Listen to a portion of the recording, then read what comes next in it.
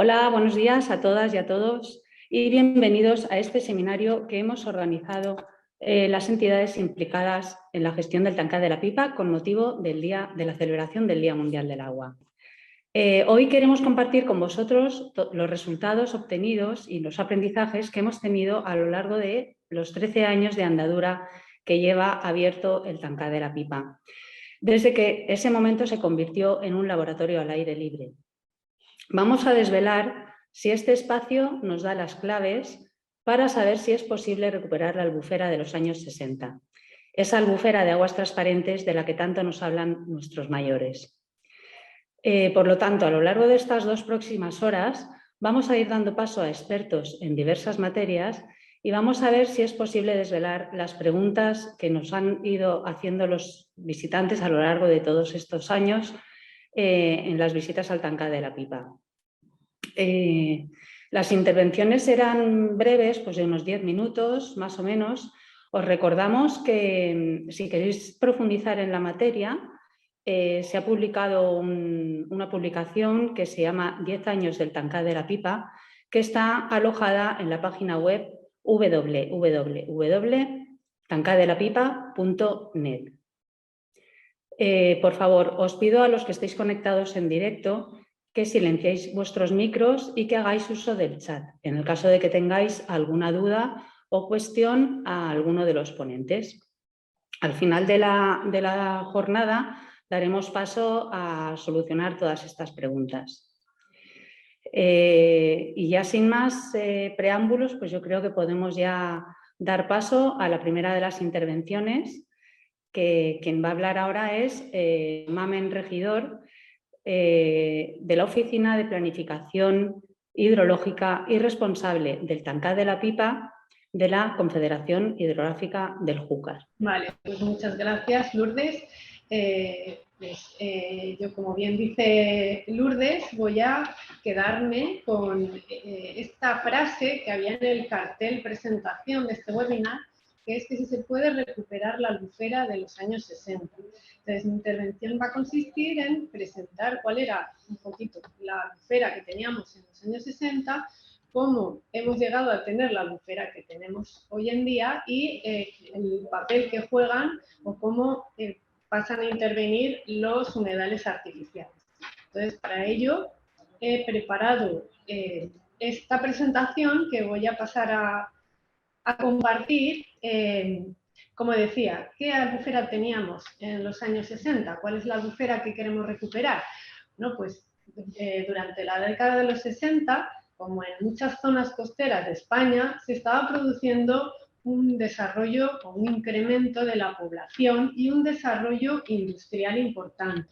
También esto se vio reflejado en el campo, que se mecanizó, aparecieron nuevos productos fitosanitarios que también permitieron hacer cultivos mucho más productivos.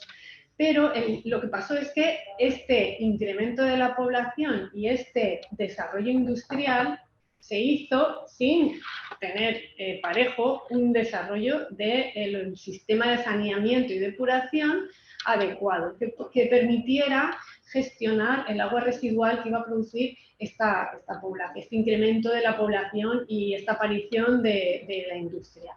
Y entonces, estos municipios y polígonos industriales crecieron sobre la red de acequias que aportaban agua al lago del Albufera.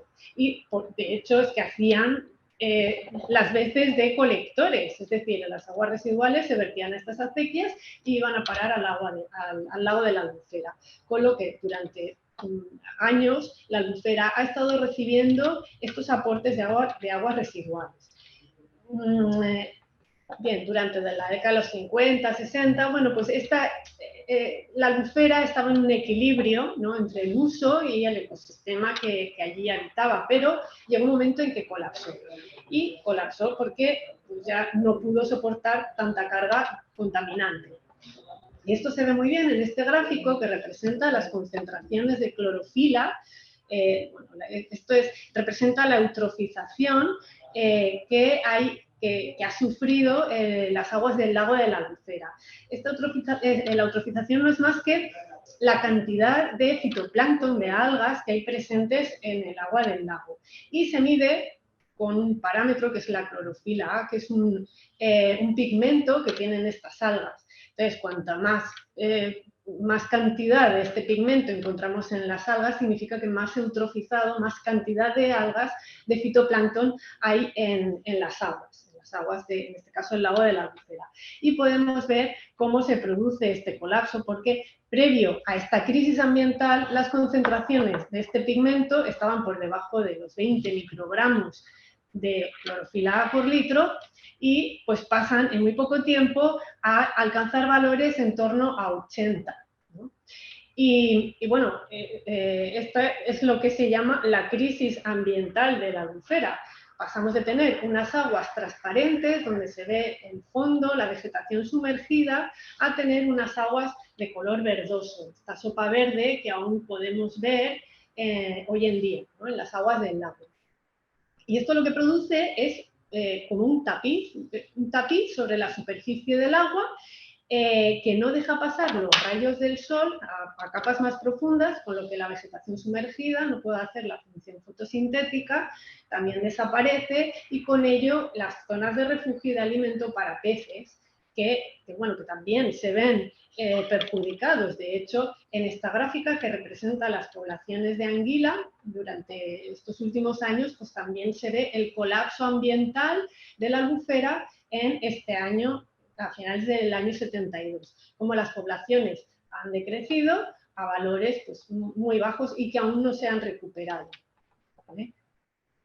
Entonces, una vez tenemos este problema de la eutrofización del agua del lago de la Albufera, pues durante la década de los 70 se empieza a pensar cuál podría ser la solución para evitar esta entrada de aguas contaminantes al lago de la Albufera. Entonces, en el año 74 se plantea se hace esta propuesta, ¿no? De construir diversas estaciones depuradoras de aguas residuales, pero teniendo en cuenta los accidentes naturales del terreno. Y me resulta curioso que 50 años después, porque esta al final no fue la apuesta por la que se optó, pero 50 años después estamos viendo una solución muy parecida a esta. Es decir, pues la depuradora que se proponía construir más al sur podría ser la depuradora que se llama ahora Albufera Sur, ¿no? La de más al norte podría ser equivaler a la depuradora de Pinedo que tenemos ahora.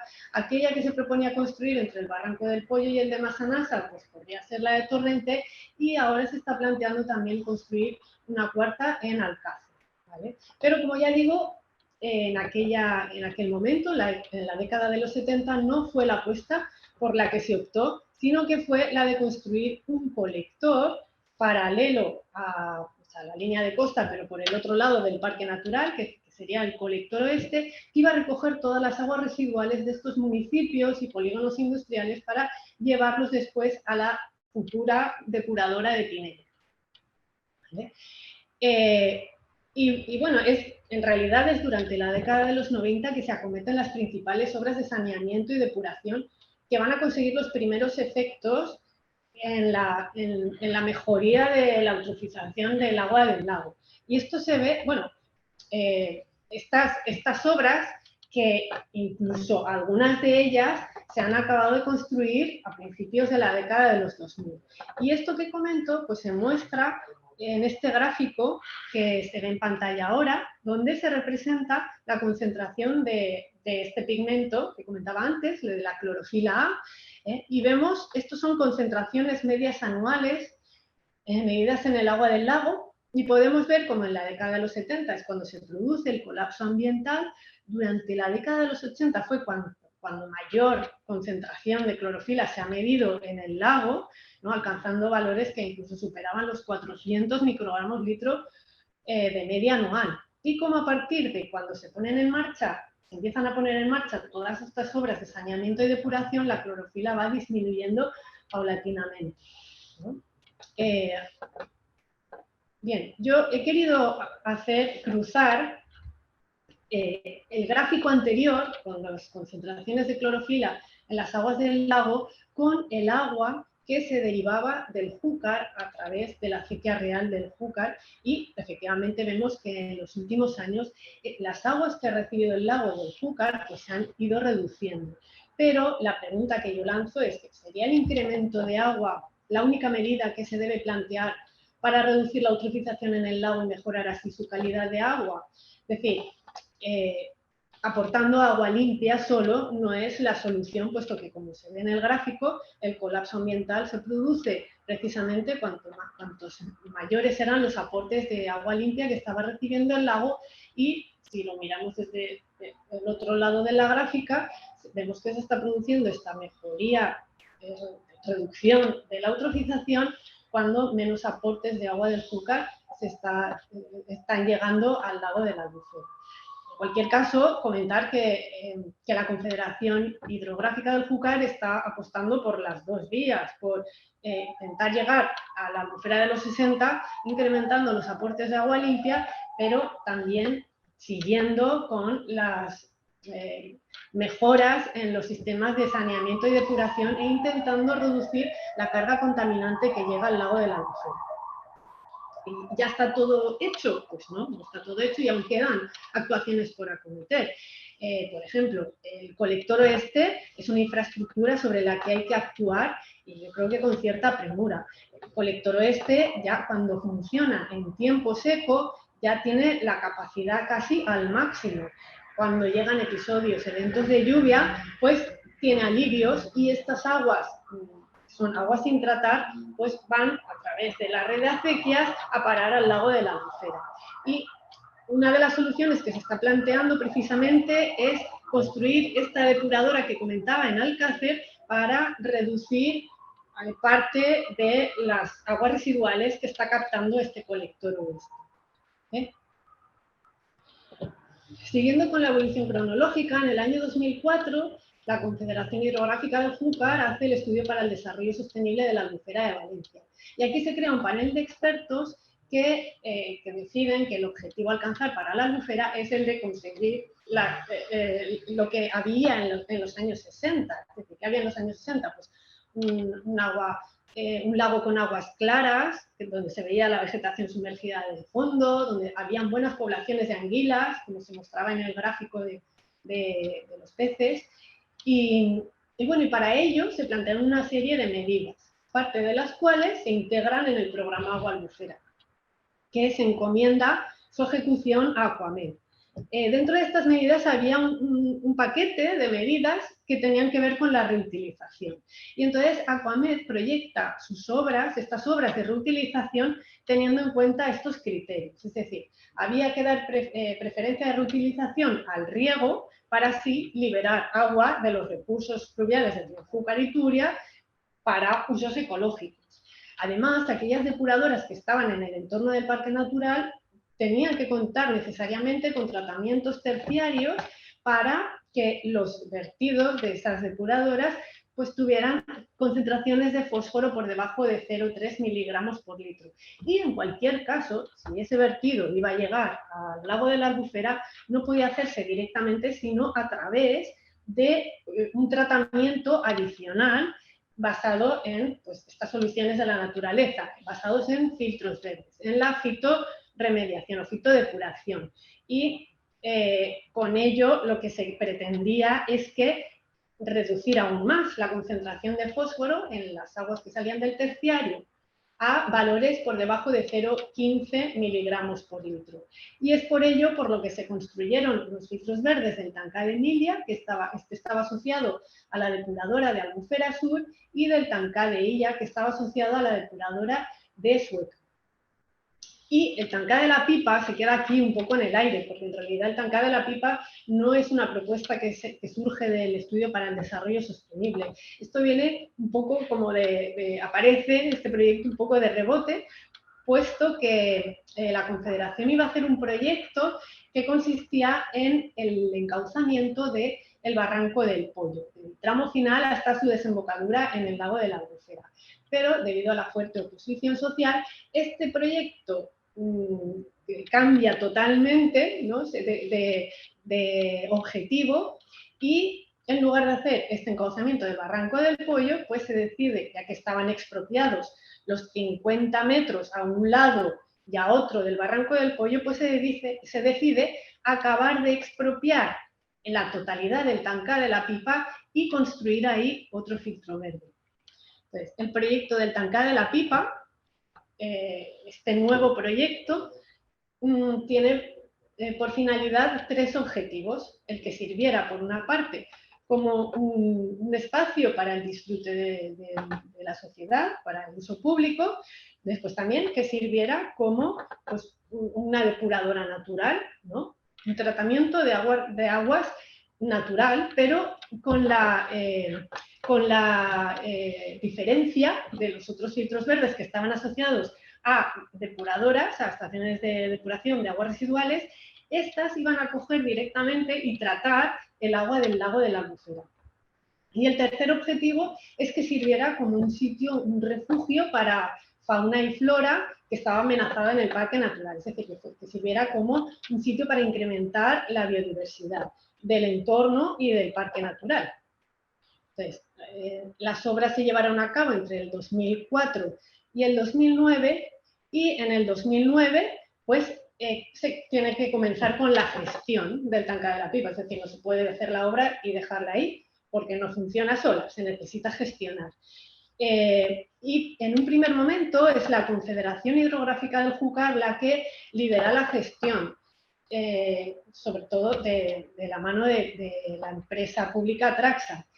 Pero a lo largo de los años, la Confederación ha dado un paso atrás y ha ido cediendo parte de esta gestión a las entidades de custodia del territorio, tanto a Acció Ecologista Agro como a SEO BirdLife.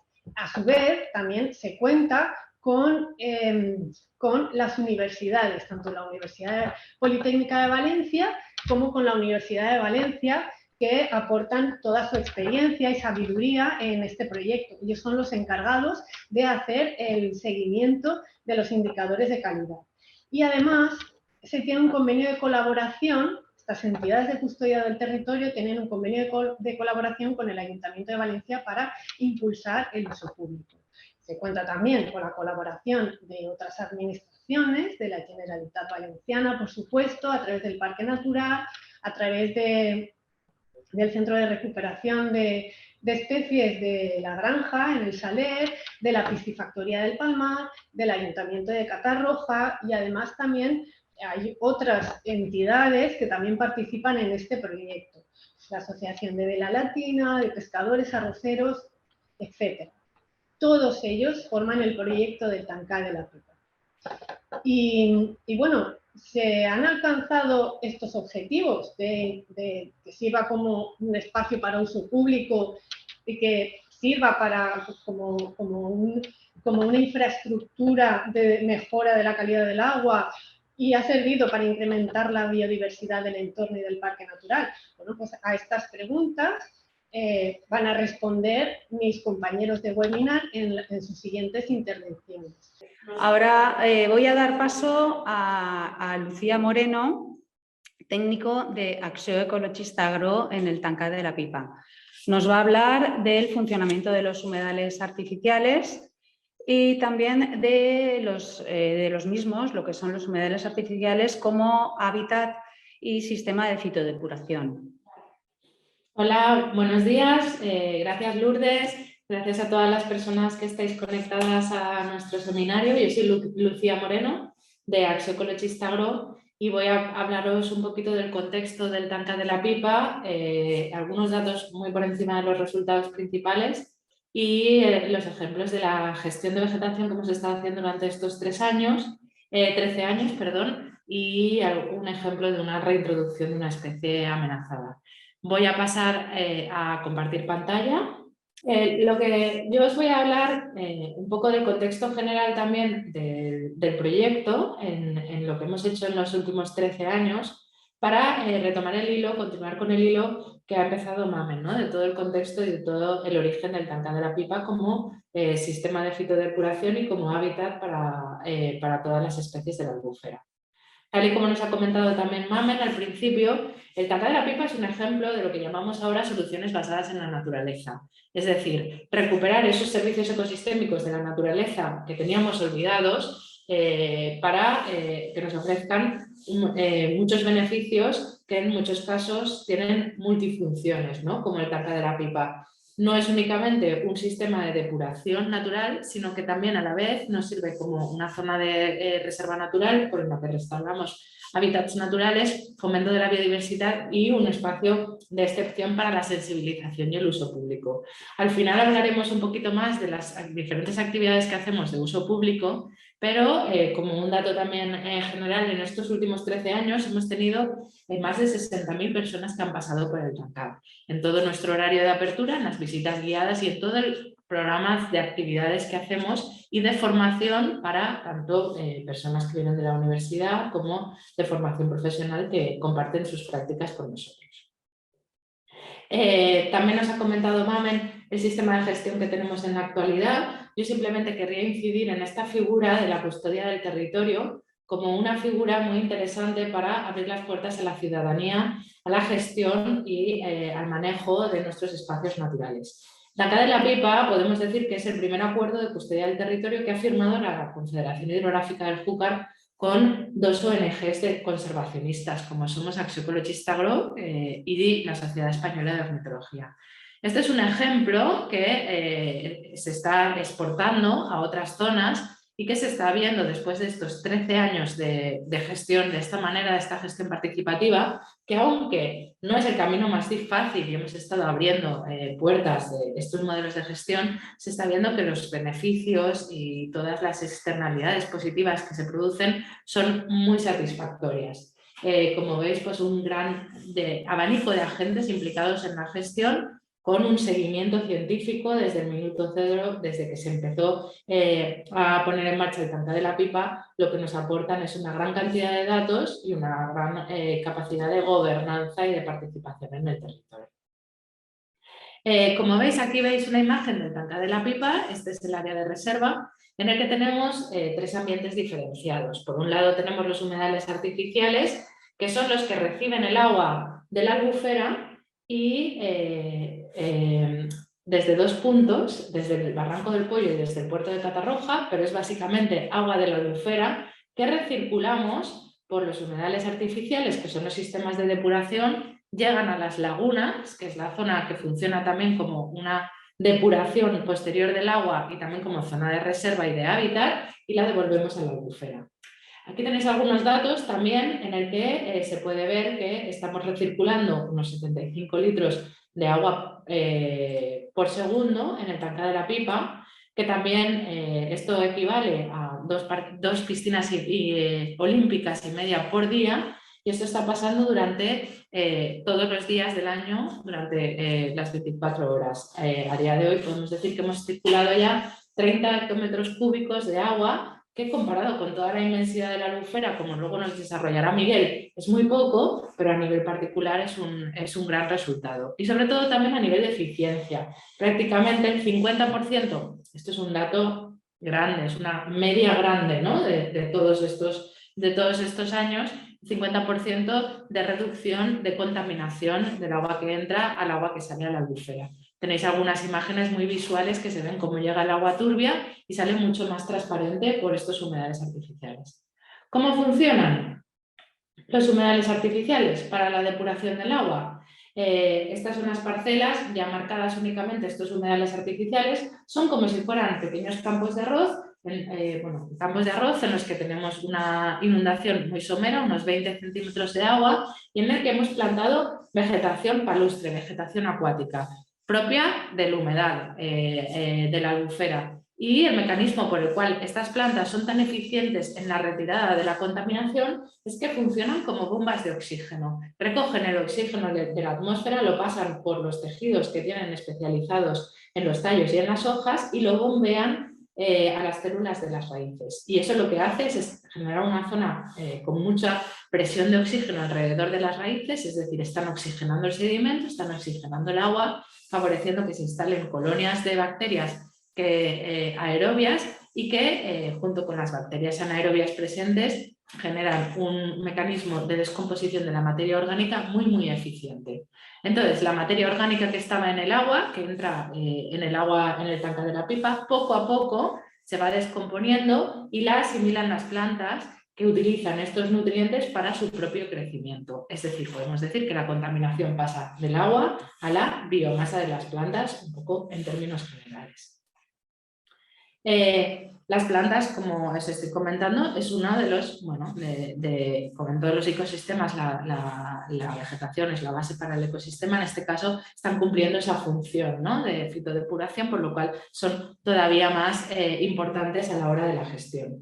Es por esto que nosotros nos hemos dedicado desde Acció Ecologista Agro a este diseño y a esta gestión de vegetación durante todos estos años. Empezamos en 2009, en el que había poca experiencia y muy poca bibliografía sobre sistemas de fitodepuración en medio natural. Es decir, hemos empezado prácticamente desde cero sin un manual en el que hemos ido aprendiendo sobre la marcha. Os voy a contar muy brevemente algunas de nuestras experiencias en la selección de vegetación, que empezó, como os decía, en 2009 con esa plantación inicial. Veis ahí el tanque de la pipa, justo cuando se acabó la obra de restauración y cuando decidimos empezar a plantar todas las plantas en los sistemas de depuración. En esa plantación decidimos, por esa falta de hábitats de ENEA en todo el parque natural y por la capacidad de fitodepuración de la planta, de la Typha domingensis, la ENEA, la boba, que sería esta nuestra especie principal. Y realizamos la plantación en 2009 y, como veis enseguida, cumpliendo las expectativas, se generó una gran densidad y un gran crecimiento de esta planta, es decir, una gran eficiencia en la retirada de nutrientes. Como veis, las parcelas en las que teníamos únicamente ENEA enseguida generaron mucha cobertura y procedimos a la retirada de esta biomasa a través de las siegas, que es como el cierre final de los flujos del sistema de fitodepuración. Retirar la biomasa de las plantas para que no se descomponga, vuelva al agua y otra vez esos nutrientes los volvamos a tener en el agua. Una vez acabamos la primera siega, vimos que estas plantas no se recuperaban. Entonces también vimos que teníamos una gran densidad de una especie, que es el calamón, que es una especie catalogada en ese momento en peligro de extinción por el Catálogo de Fauna de la Comunidad Valenciana, una especie que estaba dentro de nuestros objetivos de conservación, de herbívora, que estaba alimentándose principalmente en los tallos que estaban rebrotando de esta planta de ENEA. Con lo cual, esto es uno de los grandes aprendizajes que hemos tenido. Pasamos de considerar la plantación de vegetación como pues un trámite más a ser uno de nuestros trabajos principales, el investigar y ver cuáles son los mecanismos por los cuales podemos generar una buena densidad de vegetación que además sea compatible con la biodiversidad. Como veis aquí, después de las siegas, la vegetación no se recuperó, diseñamos una experiencia en la que comprobar si verdaderamente era la depredación el factor principal por el que no se recuperaba la ENEA. Como veis en estas jaulas que instalamos, se ve perfectamente que era el factor de la depredación, era el factor principal, y empezamos con todos un conjunto de experiencias para evaluar la eficiencia de otras especies o combinaciones de especies, tanto a nivel de fitodepuración como a nivel de generación de hábitats. En este caso nos interesa, por un lado, la resistencia a una depredación total y absoluta, que por supuesto sirven como alimento y sirven como hábitat, y que sirvan como zona de nidificación. Esta es una experiencia que hicimos entre 2013 y 2015, en el que seleccionamos 3 parcelas paralelas con diferentes plantaciones de especies en monoespecíficas y en combinación de ellas, ¿no?, en el sector mixto, sector lirio y sector carrizo. Lo que vimos es que la especie que mejor funcionaba como fitodepuradora es el sector carrizo. Tenía unas eficiencias muy elevadas por esa capacidad de generar densidad y de resistencia a la depredación. Pero a nivel de biodiversidad, la que mejor funciona es el sector mixto. Y el lirio amarillo, aunque parecía que tenía un gran potencial como fitodepurador, en parcelas monoespecíficas no estaba funcionando tan bien. Con lo cual, estos aprendizajes que hicimos a través de estas experiencias son las que nos han servido para diseñar nuestras plantaciones en los humedales artificiales, en los que hemos utilizado el carrizo como especie estructurante, pero también otras especies para dotarlo de mayor diversidad específica.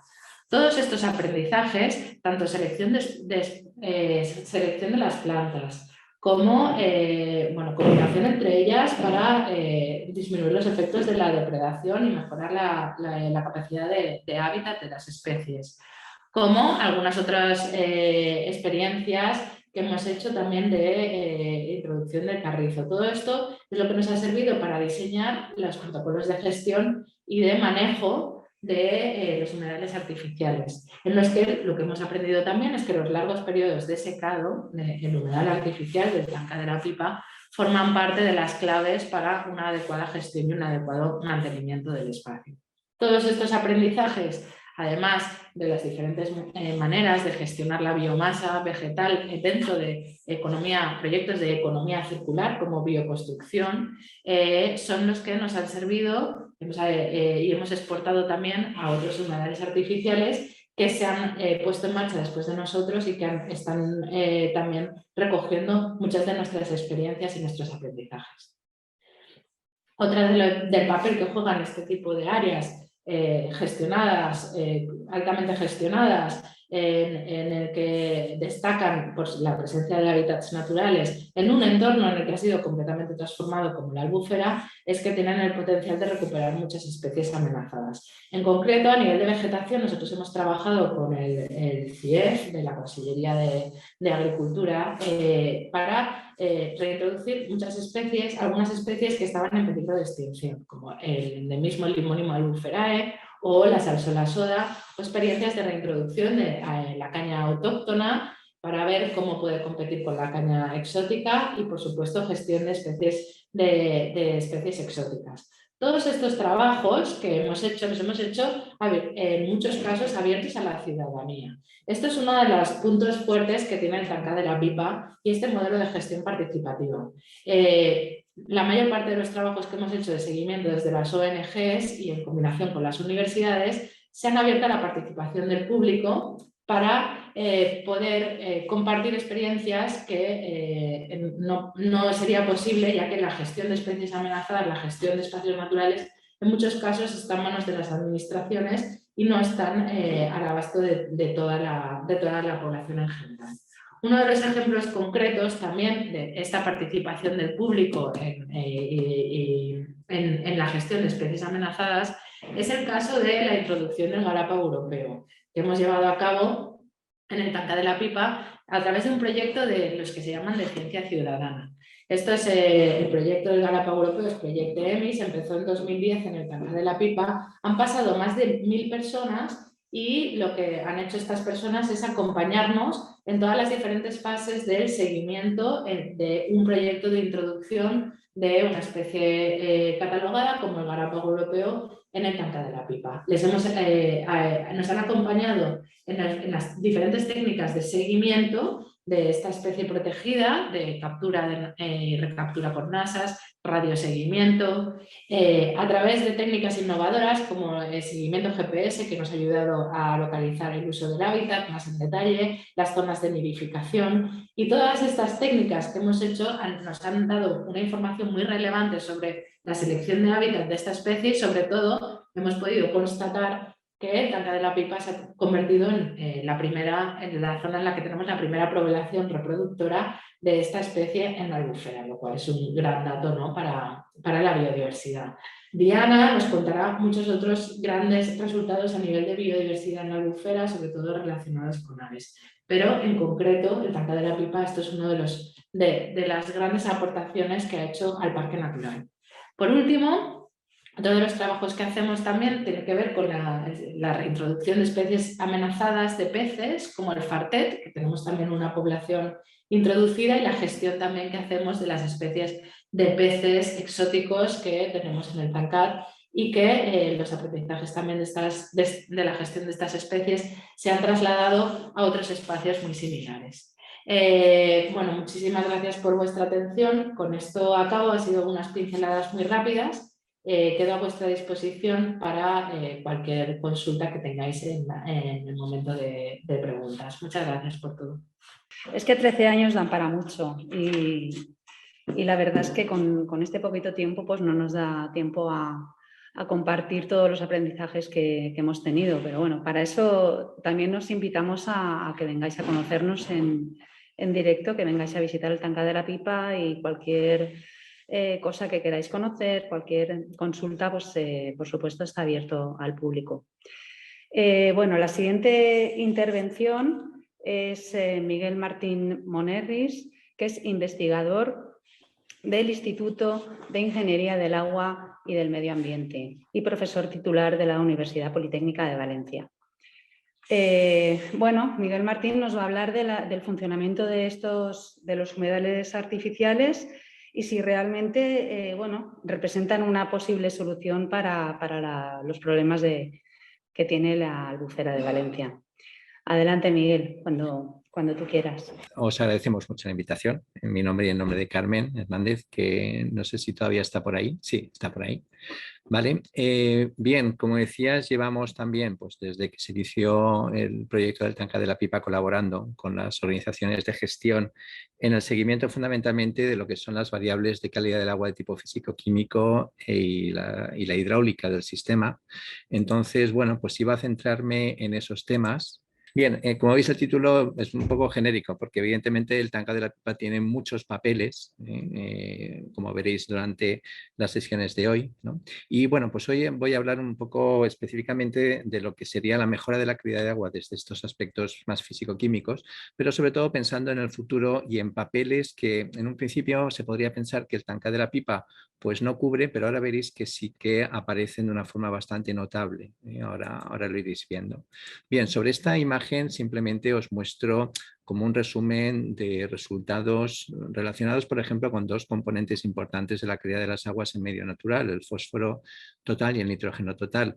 Estos son datos recogidos durante, bueno, pues hasta el año 2020 aproximadamente, en los 10 primeros años. Los que tenemos desde entonces pues siguen la misma pauta y como podéis ver en los cuadros, los rombos de color verde responden a las entradas, que son dos, desde el Barranco del Pollo y desde la acequia del puerto de Catarroja, mientras que los triángulos azules son las salidas. Entonces, como podéis ver, los sistemas de humedales pues, funcionan muy bien reduciendo fósforo total y nitrógeno total a valores que en media están en el entorno de 0,2 de fósforo y en el entorno de 2 de nitrógeno total. Entonces, bueno, pues esta es una de las principales funciones que tiene el Tancat, la de mejorar la calidad de las aguas y con ello pues todo lo que va a venir después y que os van a ir contando y ya os han contando algo. Pero yo quería primero destacar si realmente este tipo de sistemas son suficientes como para recuperar la calidad del agua y que esto sea la solución definitiva a la eutrofización de la albufera. Bueno, como os decía Mamen también, esto es una pieza de un puzzle en el que intervienen muchos actores y desde luego pues no se dispone de una única solución para este tipo de problemas tan complejos, ¿no? Para poneros un poquito en el contexto, y es que el Tancat de la Pipa y el Tancat de Emilia, que ya se ha mencionado antes, que es su primo hermano que está en el sur, pues entre los dos más o menos gestionan en el entorno de 2,6, 2,7, 3 hectómetros cúbicos año. Claro, comparado con el volumen del lago es muy poquito. Digamos que estos sistemas dializan, esto es como un riñón, un 12-13% del volumen del lago. Y en términos de fósforo todavía es más pequeño, porque si hacemos un número gordo de los que se pueden hacer y contamos con que dentro del lago en un momento determinado hay 4.400 kilos de fósforo, pues el Tancat de la Pipa puede llegar a eliminar 152 de estos 4.400. O sea, como veis es realmente poquito, pero si lo comparamos con los aportes externos, pues todavía es mucho menos. Entonces, cabría pensarse, ¿no? Entonces, bueno, ¿qué eficacia tiene esto? Pues la eficacia real en números es la que veis ahí. ¿Podríamos desarrollar muchos más espacios como este para lograr, bueno, pues una mejora en la calidad, ya que se ha demostrado que efectivamente funcionan? ¿Cuántos nos harían falta? Bueno, pues esto es algo que hicimos durante el proyecto Life Albufera entre 2013 y 2016, en el que participaron pues, todos los agentes que hoy están aquí también contando cosas sobre el proyecto de Tancat. Y lo que se vio es que efectivamente hacía falta mucha superficie, pues como veis, empleando modelos matemáticos aproximados, en torno a 1.200 hectáreas para lograr una reducción del 40% de la clorofila global en el lago. Evidentemente, esta superficie es difícil de obtener en un entorno en el que el arrozal es el cultivo predominante porque económicamente funciona así, ¿no? Y es lo que tiene que ser hoy por hoy. Pero bueno, cabría pensar, bueno, pues en la posibilidad de ir recuperando superficies con el objetivo, no solamente, como veis, de recuperar la calidad, que es un objetivo, bueno, pues lento, sino también, bueno, pues con otros papeles que puede jugar. Y uno de esos papeles que puede jugar como solución basada en la naturaleza es el hecho de, bueno, pues cómo se puede gestionar las escorrentías urbanas. Podríamos pensar que el Tancat está muy lejos de las zonas urbanizadas y, por lo tanto, las escorrentías urbanas cuya calidad, pues el agua que llueve, lava las calles, llega a los colectores y cuyas imágenes podéis ver ahí en esas botellas, qué aspecto tiene esa agua de lluvia, evidentemente, en función del tiempo y de la duración de la lluvia. Podríamos pensar que el Tancat de la Pipa está a salvo de estas escorrentías y que está lejos de ella, pero ahora veréis que no es así. Y de hecho, un poco la parte de la charla que viene a continuación va a versar sobre la importancia que pueden tener este tipo de zonas húmedas en el control de estas escorrentías urbanas y cómo en las propias zonas urbanas, en los pueblos, en las ciudades, podemos implementar este tipo de soluciones. Fijaos, un poco para que veáis la importancia que tiene en cuanto a la calidad del agua las escorrentías urbanas. En esa gráfica veis valores de QO de distintas botellas, esas botellas que veíais antes en las fotografías, bueno, pues valores de distintas botellas tomadas en distintos tiempos para que veáis cuál es la evolución, en este caso, de la materia orgánica en ellas. Como veis, en las primeras hay mucha más, va disminuyendo, pero si os fijáis, los valores disminuyen lentamente y algunos de ellos están por encima de lo que se le exigiría a una depuradora, es decir, que es un agua residual que tiene, es un agua de lluvia que contiene concentraciones similares a las de un agua residual urbana y muy superiores en muchos casos a los de una depuradora. Evidentemente, si sigue lloviendo mucho más, pues estas concentraciones van disminuyendo, pero lo que no podemos negar es que hay un primer lavado, hay una primera entrada de aguas de este tipo que perjudican bastante. Y recordad que la Albufera está totalmente rodeada por la parte oeste de zonas urbanizadas, o sea que estas aguas llegan al lago. ¿Cómo responde el Tancat de la Pipa ante esto? Bueno, pues fijaos, durante estos años hemos ido recogiendo bastante información y os muestro dos gráficas nada más. En la de la izquierda podéis ver la relación que hay en esta de aquí entre la conductividad eléctrica y el fósforo total que está entrando en el Tancat, que estamos capturando tanto del Barranco del Pollo como de la acequia del puerto de Catarroja. Los valores de conductividad más bajos corresponden a lluvias. Valores más altos corresponden a la situación normal. Entonces, si os fijáis, los valores más altos de fósforo se dan cuando las concentraciones de sales son más bajas, cuando la conductividad es más baja, lo cual refleja el hecho de que el Tancat, a través de las acequias del Pollo, perdón, Barranco del Pollo, acequia del puerto de Catarroja, está llegando escorrentías. Y a la derecha podéis ver cómo el Tancat gestiona esas escorrentías. Los puntos verdes son las entradas que hemos seleccionado en esos momentos en los que ha coincidido con lluvias y los triángulos azules son las salidas del Tancat. Entonces, como veis, el Tancat funciona muy bien como tampón, como regulador, como zona, ¿no?, de amortiguación de esos aportes de fósforo, en este caso, que llegan a través de las escorrentías urbanas. Si existieran más Tancats, más zonas húmedas como esta alrededor del lago, en aquellas acequias que vehiculan mayormente o todavía aguas de escorrentías urbanas, pues evidentemente, como veis ahí, jugarían un papel muy, muy interesante. Pero además de esto, y visto esto, lo que sí que queremos también es abogar por la implantación de lo que llamamos sistemas urbanos de drenaje sostenible. Es decir, no dejar que el agua llegue al Tancat o no dejar que el agua llegue a los medios acuáticos naturales, sino capturarla en origen antes de que llegue a la red. En eso se basan estos sistemas urbanos de drenaje sostenible que nosotros pensamos que pueden complementar, bueno, más que complementar, que pueden ser muy importantes a la hora de gestionar estas correntías. La idea es un poco que con estos sistemas se reduzcan, implementados en las poblaciones, el volumen y la carga contaminante que llega al medio acuático. Hay distintos tipos de sistemas, hay aljibes para recuperar el agua, hay cunetas vegetadas, hay basas de retención e infiltración, que sería lo más parecido a lo mejor a un humedal, hay pavimentos permeables, es decir, hay toda una tipología de sistemas de este tipo que empleados en las poblaciones en el entorno evitarían que esas escorrentías llegaran al lago, que además hoy por hoy por la legislación que vamos teniendo, ya se está empezando a implementar y ya se está empezando a obligar. Y además hay que hacerlo a gran escala, de manera que podamos, bueno, pues mejorar el funcionamiento del tanque de la Pipa o de otros humedales o incluso de los tanques de tormenta que hay en el perímetro también del lago que, según noticias, en breve se pondrán en marcha. Simplemente para que tengáis un poco pues, una idea, ¿no? Hablando de este tipo de sistemas, os pongo un par de fotografías de un proyecto europeo que se está desarrollando en Valencia sobre pavimentos permeables y franjas filtrantes, y en las fotografías podéis ver, bueno, pues botellas, simplemente el aspecto, lo pongo en plan visual. En la parte de arriba serían estas de aquí, las botellas que corresponderían a el agua que está entrando en la red de alcantarillado, el agua de la calle directamente, mientras que en la fotografía de abajo lo que veis es la calle, el agua filtrada a través de estos pavimentos permeables. Entonces, como veis, el aspecto es totalmente diferente, pero es que los resultados también. Aquí tenéis algunas variables de QO, DBO, sólidos, nitrógeno y fósforo y las diferencias que hay entre la escorrentía que se recoge en la calle y los resultados de los pavimentos permeables. Y como podéis ver, las reducciones, las contaminaciones, las concentraciones de los pavimentos permeables es más que evidente. Y no solo eso, sino que también retienen agua. Es decir, que entre la concentración que reducen y el agua que retienen, la carga contaminante que recogen este tipo de infraestructuras es muy, muy elevada. Entonces, esto está ya demostrado.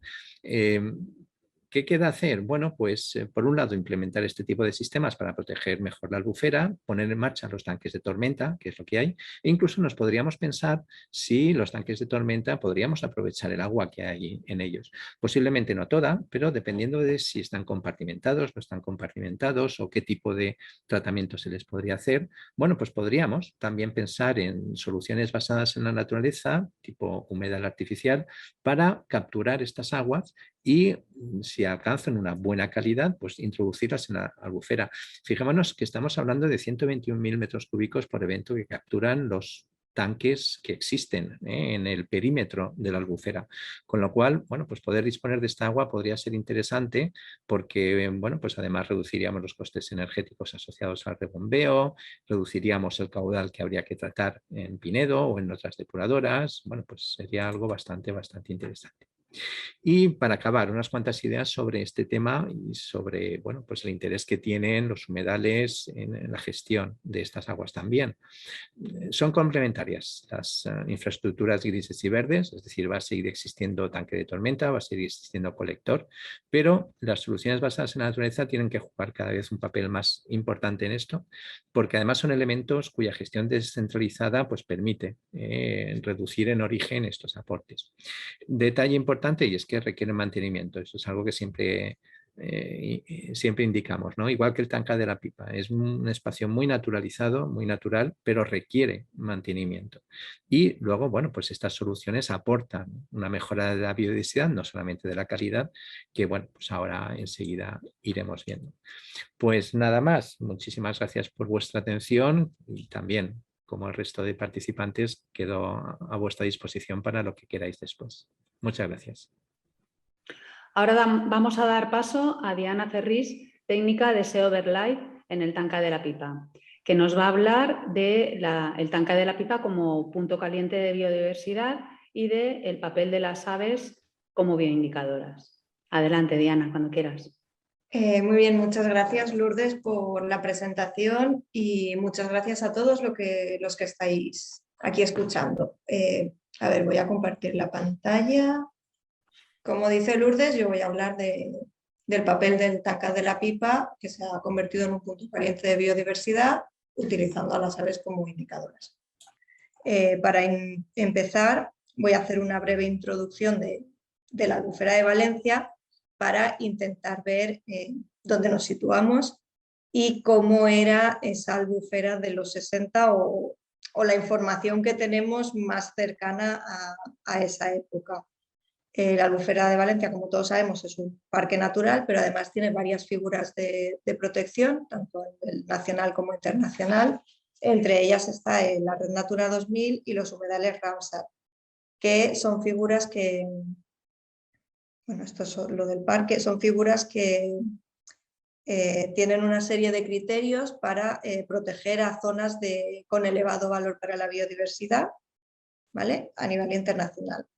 Dentro del convenio Ramsar, la albufera forma parte y bueno, el convenio Ramsar establece unos criterios para las poblaciones, o sea, para las humedales que alberguen, uno de los criterios es que alberguen al menos un 1% de las poblaciones de una especie a nivel internacional. Bueno, pues como decía, dentro del convenio Ramsar se establecen unos criterios y bueno, voy a hacer muy brevemente hablar de estos criterios, cuáles son, ¿vale? Por ejemplo, para las aves invernantes, estos son datos de la población de aves invernantes de algunas especies en la albufera en el año 2022 y veríamos pues, que para estas especies más o menos sí que se cumplen los criterios que establece Ramsar, ¿vale? Que, o sea, a nivel de invernada la albufera seguiría siendo un humedal a pesar de su estado, como nos ha contado antes Mamen, a pesar de su estado de la calidad del agua, sigue siendo un humedal bastante importante. Pero, sin embargo, si vemos el dato del pato colorado, que actualmente hay pues, aproximadamente más de 5.000 ejemplares, si miramos los datos más antiguos que tenemos de la serie, que serían de 1984, justito antes de que se declarase parque natural, pues eran casi el doble, ¿vale? De ejemplares invernantes. Esto ocurre para muchas de las especies que tenemos hoy en día en el parque. A nivel nidificante, de aves nidificantes, pues lo mismo. Vemos que muchas de las especies están cercanas a ese 1%, algunas no llegan, aunque se están acercando, pero bueno, sigue siendo, a pesar de su situación, el Parque Natural de la Albufera sigue siendo uno de los humedales más importantes de España, ¿vale? Pero si miramos un poquito con detalle la población de especies de parejas reproductoras de algunas de las especies, vemos esto, ¿vale? Esta imagen es a partir de 1984, cuando tenemos datos, y he marcado aquí 3 especies. Tenemos 2, el pato colorado y la focha común, que son especies indicadoras de aguas de buena calidad, que aquí veis que habría unas 250 parejas de pato colorado y 8 de focha común, pero según datos de Bernice, en los años 60 habría más o menos más de 1.000 parejas de cada una de las especies en el parque. Sin embargo, el ana de azulón, que veis ahí que a principios de los 80 tenía unas 650 especies, pues ahora veremos la evolución. El ana de azulón es una especie generalista, ¿vale? Que quiere decir que no se adapta mejor a las condiciones de la calidad de agua y de vegetación. En el momento en que se construyó la pipa, a principios de los 2000, entre el 2004 y el 2008, esta es la situación que teníamos en cuanto a las especies, ¿vale? De pato colorado teníamos aproximadamente unas 40, de focha más o menos sobre 20, y vemos cómo la población de ana de azulón iba subiendo. El ana de azulón, que es la línea naranja, se rige por el eje de la derecha. Como veis, la cantidad de parejas es muy superior al del resto de especies, ¿vale? Por eso, pues y bueno, en la actualidad vemos que el ana de azulón está en torno a unas 2.000 y pico parejas y tanto el pato colorado como la focha pues siguen por debajo de las 40. ¿Qué papel juega en esto el tanca de la pipa? Aquí esto. Bueno, pues como hemos dicho, uno de sus objetivos era incrementar la biodiversidad. Si vemos aquí las fotos de de cuando se creó las obras, y además vemos un poco alrededor que se ven un poquito de arrozales, que es más o menos la mayor parte de hábitat que hay en la albufera. Mirando la foto aquí de 2009 se ve toda la diversidad de hábitats que se creó, ¿vale? Con todas esas pruebas de vegetación que se han ido haciendo, que ha contado Lucía, se han creado distintos hábitats con toda esa vegetación autóctona que en muchos otros puntos del parque no hay. Y este fue uno de los factores que ha influido también en el descenso de las poblaciones de estas especies. Como ejemplo, aquí os pongo un ejemplo de lo bien que funcionó la pipa en los 2 primeros años y luego ya os pongo más el actual de todo el recorrido. pero si veis cuando empezamos en 2008 había apenas 18 parejas de focha común y 24 parejas de pato colorado, y en apenas 2 años prácticamente se duplicó ese número de parejas en el parque, siendo la pipa responsable de esto, ¿vale? Porque se unieron pues, 19 parejas en 2010 de pato colorado y 16 de focha común. Además, la focha moruna, que es una especie que está en peligro crítico de extinción, que no se reproduce en la albufera porque es muy sensible a la calidad del hábitat, desde que llevamos abierto ha habido 2 parejas, bueno, no sabemos si es la misma, reproductoras en el Tancat de la Pipa, una en 2016 y otra en 2017. ¿Vale? Como veis aquí se ve la evolución desde que se abrió el Tancat de la Pipa de pato colorado y de focha común, que serían en ambas gráficas las columnas, junto con el número de parejas del parque. ¿Vale? Tenemos más o menos según el año, entre el 40 y el 50% de parejas en el parque. Se ve una ligera tendencia en ambas de las especies al aumento de su población de parejas, y la pipa contribuye en gran medida a esto. Además, este último año, en 2021, hemos tenido una pareja de cerceta carretona, que hemos tenido también a lo largo de todo el periodo de la pipa durante varios años. Ha sido la única pareja de esta especie que se ha reproducido en todo el parque natural. También hemos tenido una pareja de porrón común, y en 2021 no, pero en años anteriores, durante varios años, hemos tenido también las únicas parejas en todo el parque de Ana de Friso y de Chara europeo. Pero en cuanto a especies generalistas, os he puesto aquí 3 ejemplos. Son especies, como he dicho, que se adaptan a cualquier tipo de hábitat y no les afecta tanto la calidad del agua. Además, son especies que pueden provocar daños en el cultivo del arroz. A principio de abrir el Tancat de la Pipa, si os acordáis la primera gráfica, solo estaba el Ana de azulón, pero bueno, eran especies muy abundantes, y pues ya veis que en el tercer año de funcionamiento del Tancat de la Pipa el número de parejas de estas especies se redujo. ¿Vale? Esto lo que ha hecho es que, lo que muestra es que la pipa se ha consolidado como un refugio para las aves indicadoras de buena calidad de las aguas, ¿vale? Que sería la gráfica que vemos la línea que vemos en verde, ¿vale? Que va en ligero aumento, o sea, sigue siendo un refugio, mientras que las especies generalistas han disminuido su población a lo largo del funcionamiento del Tancat de la Pipa. Están ahora en ligero aumento. Esto se debe a que la pipa ha alcanzado una madurez en el sistema. ¿Vale? Las indicadoras van bien y las generalistas dentro de la pipa están más o menos estabilizadas. Pero además, en cuanto a paseriformes palustres, que también se ven afectados por esa mejora de la calidad de hábitats, en la pipa hemos conseguido a lo largo de todo este periodo 2 poblaciones estables y bastante sanas de Carricerín real y de Buscarla unicolor, que son dos especies de paseriformes las más dependientes de calidad del agua. Además tenemos las mayores densidades del parque de carricero común y 2 poblaciones estables, como veis ahí, de carricero total y de Cetia ruiseñor. ¿Vale?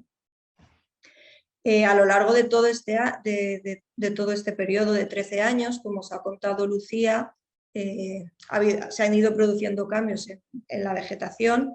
Estos cambios también nos han servido para aprender de cómo esto le ha afectado a las aves. Además, también les afecta, me falta ahí una imagen, también se ha visto que les afecta tanto el calado como la velocidad del agua y el tiempo de estancia del agua en las lagunas. Bueno, todo eso se ha ido estudiando y se recogió al final del Life Albufera en este manual, que es la gestión de los humedales artificiales para mejorar el estado de la conservación de las aves, que es lo que seguimos implementando y seguimos trabajando en ello para seguir mejorando estas poblaciones.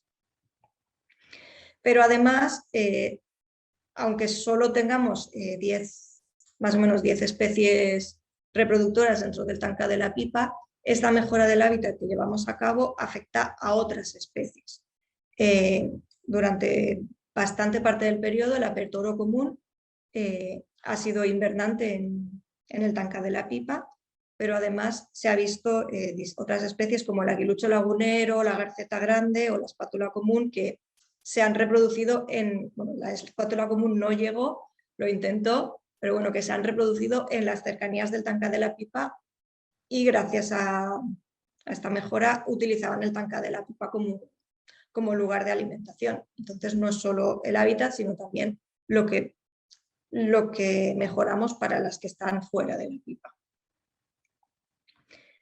Y bueno, además de mejora del hábitat, también que esto va relacionado con el uso público, pero os lo cuento ya, que ya también ha mencionado algo Lucía, ¿vale? Desde el año 2017 hemos estado haciendo, mediante proyectos de ciencia ciudadana, seguimientos de invertebrados terrestres para ver cómo afecta esa mejora del hábitat, esos cambios de vegetación a las especies y también para intentar catalogar las distintas especies del Tanca de la Pipa. Hemos hecho 3 proyectos, 2 de seguimiento de Lepidopteros iodonatos y 2 que son los testings de biodiversidad en colaboración con la plataforma Biodiversidad Virtual, ¿vale? Y gracias a eso hemos llegado a catalogar 210 taxones de invertebrados en el Tanca de la Pipa. De estos taxones, 30 han sido especies nuevas que no estaban descritas en el banco de datos de la biodiversidad dentro de la Comunidad Valenciana y 67 especies que no estaban descritas en la albufera. Esto no quiere decir que no existieran antes, es posible que simplemente no se habían observado o no se habían registrado esos datos. Pero bueno, nos da también mucha información de la importancia de los hábitats que se pueden crear aquí. Y eso es todo, ¿vale? Cualquier pregunta que tengáis, pues, luego intentaré responderla. Muchas gracias. Gracias, Diana. Ahora vamos a dar paso a la siguiente intervención. Toñi Rodrigo es investigadora del Institut Cabanilles de Biodiversidad y Biología Evolutiva y también es profesora titular de la Universidad de Valencia. Toñi nos va a hablar, de a ver si fuera posible la gran pregunta, ¿no? El retorno a la albúfera de los años 60, nos va a hablar del papel de la clorofila y de todos los trabajos de investigación que está haciendo el Instituto Cabanilles en el Tanca de la Pipa. Pues Toñi, cuando quieras te doy paso. Bon dia a tots i res, agrair la convidada de participació en este seminar, este webinar i a tots els que esteu presents. Com ha dit Lourdes, nosaltres treballem també des del principi, des de l'any 2009 en el Tanca de la Pipa, fent el seguiment fonamentalment de lo que és el plàncton, és a dir, els organismes menuts que viuen en l'aigua i de la vegetació submergida. I us vaig a fer un breu resum del que sabem i el que hem vist. Vaig a compartir la pantalla. Bé, una de les qüestions de la que us vaig a parlar és considerar que un sistema resilient necessita aigua de bona qualitat. Bé, la paraula resiliència és una paraula que està molt en boga avui en dia, en totes no només en el sector científic, sinó en les televisions, en la premsa, etc. I és més difícil d'entendre per a la població en general. Podem substituir-lo, encara que no és exactament igual, per un ecosistema saludable.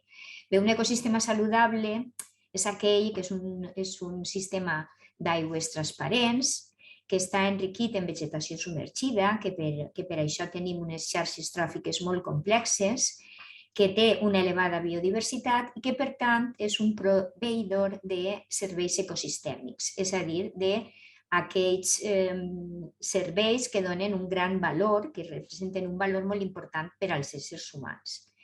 En aquest sistema que jo acabo de descriure seria aquesta albufera que teníem anteriorment, abans de la crisi ambiental que ja s'ha comentat en diverses ocasions. Era un sistema d'aigües transparents on teníem i la vegetació submergida, que era font d'aliment per a diversos organismes, que lluitava per el consum dels nutrients amb les microalgues, que era refugi per a organismes que s'alimentaven d'aquestes microalgues, que fixava el sediment de manera que se captaven nutrients, que generava un sediment que era un reservori molt important d'organismes, de propàguls, que ara després veurem, i això és el que és un ecosistema saludable. Per contra, si anem a l'extrem oposat, i tenim el que s'anomena un ecosistema malalt, és a dir, seria totalment el contrari, fent una analogia en el que és la salut, no? La salut de les persones. En aquest ecosistema malalt és un ecosistema, i així enllace en la pregunta esta que fem, per què ens importa tant la clorofila, encara que Mamen ja ho ha adelantat. La clorofila és un indicador de lo que són les microalgues que viuen en l'aigua. Quan el sistema rep una gran quantitat de nutrients, aquestes microalgues creixen molt, per tant podem mesurar valors molt elevats de clorofila. Això genera un augment de la terbolesa de l'aigua, una falta de llum, la mort de les plantes aquàtiques submergides, però també de tots els organismes associats a elles, i per suposat que aquesta pèrdua dels serveis ecosistèmics que ens confereix els ecosistemes aquàtics. Bé, podem recuperar l'albufera dels anys 60? L'albufera dels anys 60 seria la imatge aquesta que veiem.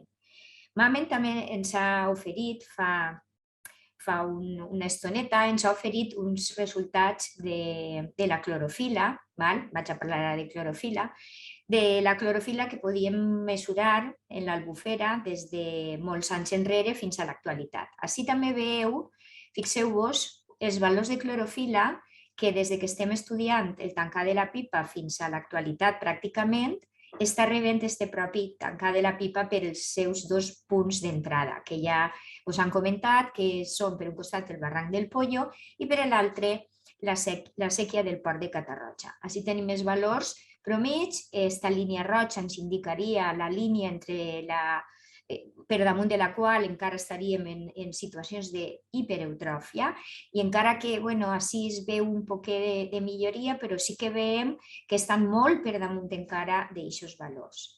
En canvi, quan se fixem en l'aigua que és retornada per el tancà de la pipa després d'haver passat tots els sistemes que han comentat els companys abans, i bé, jo us vaig a mostrar, per no anar-se'n tant enrere, us vaig a mostrar des de l'any 2017 fins a l'actualitat. Aquesta seria l'eixida del tancà de la pipa, és a dir, l'aigua que és retornada a l'albufera. Fixeu-vos que, i fonamentalment, en els últims anys tenim que la majoria del temps l'aigua és retornada amb valors de clorofila que es queden per davall d'aquest nivell d'hipertròfia, per aquest nivell, o sigui, molt més per davall de les entrades que rep. És a dir, que és un signe de que sí que està funcionant bé el tancà de la pipa en aquest sentit. Més recentment, jo us he comentat que hem estudiat fitoplàncton, que hem estudiat zooplàncton, que hem estudiat aquesta vegetació submergida, però més recentment també ens hem preocupat de veure com influeix o com participa el tancà de la pipa en una possible reducció de la concentració de metalls pesants o de plaguicides, que són dos tipus de compostos, alguns elements compostos que estan relacionats per un costat en la contaminació, però també en l'agricultura intensiva que se practica en l'àrea. Hem vist, encara tenim molt poquetes dades, perquè aquest estudi s'ha començat més recentment i tenim només dades d'un parell de mostrejos, però de final de l'any passat i d'este hivern, fixeu-vos com en algun element que és un possible contaminant, encara que no en concentracions alarmants, però sí que veiem que en les entrades, BP i PC representarien el barranc del Pollo i el port de Catarroja. Aquestes entrades tenen uns nivells de plom més elevats que els que podem observar dins del propi tancat. O, per exemple, si se fixem ara en el que seria els plaguicides, en concret l'herbicida Diuron, també tornem a observar el mateix, valors més elevats en les entrades que el que tenim dins del tancat.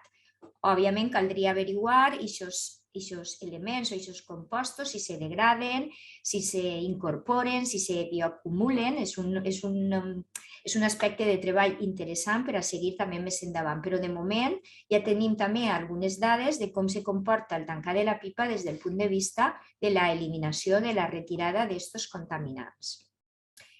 I com vos diem, per a tindre un ecosistema resilient, per a tindre un ecosistema ben saludable, fa falta que tornen a haver aigües transparents i torni a haver vegetació submergida. Per tant, en el tancat de la pipa, des del principi hem fet un gran esforç per a la recuperació d'aquesta vegetació submergida. Hem fet durant tots aquests anys producció de cultius, de plantes subaquàtiques, de transport al tancat, de propis experiments que hem fet ahir, i el que passa és que no sempre ha sigut fàcil, s'hem trobat en alguns inconvenients que hem hagut de superar, que hem pogut aprendre a com fer aquestes coses, és a dir, que tot aquest gran esforç que estic ara descrivint d'una forma molt succinta, ha suposat un gran aprenentatge per a la restauració ecològica, que en definitiva és el que estem fent en el tancat de la pipa. A més això, una restauració basada en els principis ecològics, que és com s'ha de fer. Per un altre costat, parlant de la importància d'aquesta vegetació submergida, en el tancat de la pipa, un dels ambients dels que s'ha parlat menys i que jo sí que vull destacar, també perquè s'hem repartit un poc com parlar dels ambients, és el de l'UIAL. L'UIAL que es va generar en aquell moment, al principi, va representar una font de riquesa específica d'espècies, en concret de caròfits. Així teniu unes imatges del principi, al poc de ser inundat, que li arribava l'aigua subterrània, a este ullal, que representaria seria un exemple dels ullals que cobrien aquest territori. El que veiem és una gran cobertura de caròfits que, com dic, en un moment determinat va ser un dels punts que albergava una riquesa carofítica més gran. És a dir, que va suposar, la creació d'aquest ullal va suposar l'aport d'organismes carofítics que, i ara també vaig a destacar-ho, romanen encara en els sediments. Per això l'estudi dels sediments que hem realitzat en el tancat de la pipa és molt important, com ara veureu. De fet, una de les tasques també molt importants que hem fet en el tancat de la pipa és utilitzar-lo com a laboratori. Ja s'ha comentat al principi, Lourdes ho ha dit, és un laboratori natural. Efectivament, l'hem gastat com a laboratori d'experimentació a l'aire lliure. Hem fet verdaders experiments i d'ahir hem tret una gran quantitat de coneixements ecològics per aplicar-los a la gestió. El que vos dia dels sediments i la importància que hi hagi vegetació i de tindre un sediment protegit, perquè el sediment és una font de propàguls. Font de propàguls de la pròpia vegetació, és a dir, ahir tenim aquest reservori d'aquesta futura vegetació, que a més sabem, hem pogut aprendre que si rep aigua neta pot germinar, té encara capacitat germinativa i pot germinar i donar lloc a vegetació, com hem comprovat en el tancat de la pipa en diverses ocasions, però a més també és una font molt important d'uns organismes que s'han esmentat en les presentacions anteriors, però que jo vull destacar aquest paper, que són els organismes del zooplàncton. Els organismes del zooplàncton viuen entremig de la vegetació, però a més, quan aquests organismes viuen i deixen els seus propàguls, les seues formes de resistència per a formar noves poblacions, això roman en el sediment i la pròpia vegetació submergida es protegeix. Aleshores, tant per part dels propàguls vegetals com de propàguls animals, el tancat de la pipa, en la seva producció de dàfnies i de cladòcers en general, així com de vegetació en els moments en els que ha hagut una forta producció de vegetació, el que ha suposat ha sigut un sistema de dispersió d'aquests organismes cap a l'albufera, perquè l'aigua que es retorna a l'albufera es retorna carregada de font de propàguls.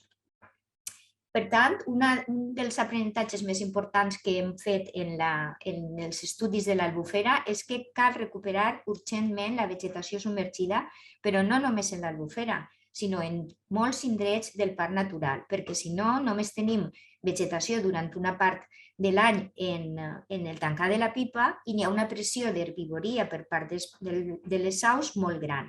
Per tant, el que hem de fer és aconseguir que hi hagi vegetació en tots els indrets del parc natural, per a poder també que es mantingui aquesta vegetació en el tancar de la Pipa, en les séquies, en el llac, és a dir, que ja n'hi ha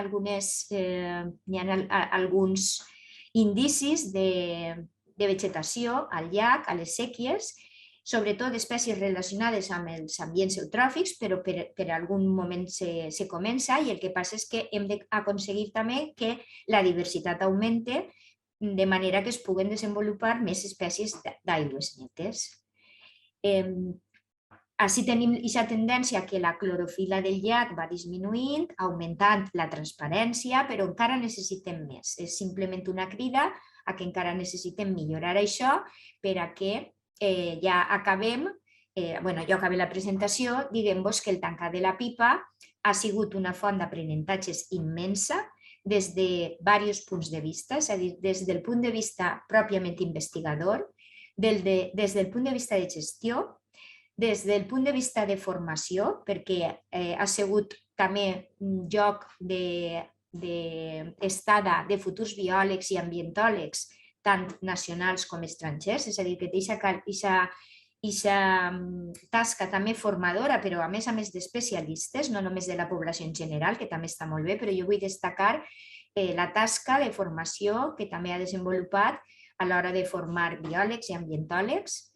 També ha servit per a iniciar i consolidar la relació entre diferents sectors de la societat, com puguem ser els investigadors, els gestors, les ONGs i les diverses administracions públiques, relació que és imprescindible per a dur a terme una gestió moderna i sostenible dels ambients naturals, que siguin proveïdors d'aquests serveis ecosistèmics que us he comentat, i per tant cal, per tot i per tot, recuperar la vegetació submergida al Parc Natural de l'Albufera per a aquest funcionament saludable i resilient dels sistemes que el conformen. De manera que cal continuar millorant la qualitat de l'aigua que és aportada a l'Albufera per afavorir l'establiment de les praderes submergides en general. I amb això acabe la meva intervenció i estic a la vostra disposició per a qualsevol pregunta que vulgueu fer. Toñi, muchísimas gracias por tu intervención, por tu trabajo, por el trabajo de todos los que habéis intervenido. Yo creo que está siendo unas jornadas muy enriquecedoras, donde podemos sacar conclusiones, la verdad es que muy chulas, ¿no? Ya por último, nos queda solo una ponente, que es Elena Falve, técnico de la Oficina de Besa Albufera del Ayuntamiento de Valencia. Elena pues, nos va a hablar del uso público, nos va a hablar el Ayuntamiento de Valencia entró a formar parte en el Tancar de la Pipa en el 2017 con un convenio.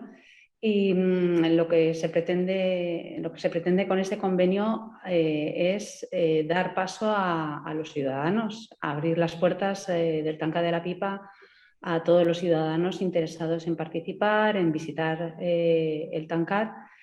Y bueno, pues es quizá la parte más amable, ¿no? La parte más visible.